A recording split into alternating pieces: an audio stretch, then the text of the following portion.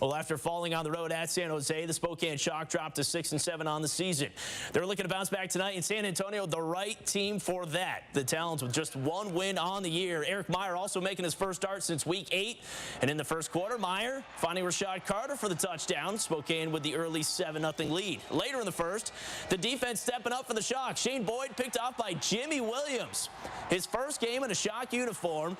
Spokane had 4 interceptions in this one, and they turned that takeaway into points. Meyer stepping up and then scrambling. Gets this one done on the ground. Meyer had 3 through the air, 3 on the ground. Shock up 14-0, and they weren't letting up. Boyd picked off by Terrence Moore deep in his own end, and pick 6 for Terrence Moore. Shock roll in this one, 70-30 your final score. Spokane now 7-7 on the season. And Meyer, by the way, he accounted for 6 touchdowns in all. But it was the overall effort that had Andy Olson most excited.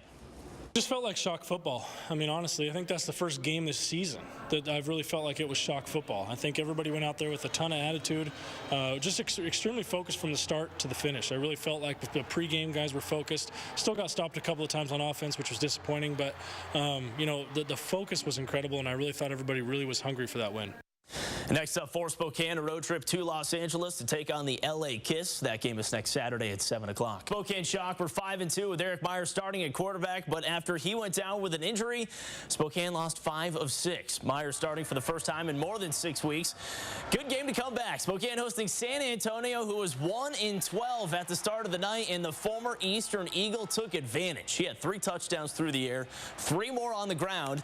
He also took a few hits, showing that he's back and healthy, fully recovered from that broken collarbone. The Shock cruised to a 70-30 win, and Erik Meyer, he's back.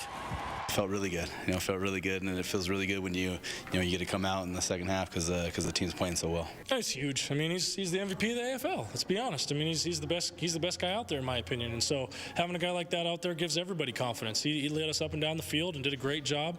You know, Erik is irreplaceable.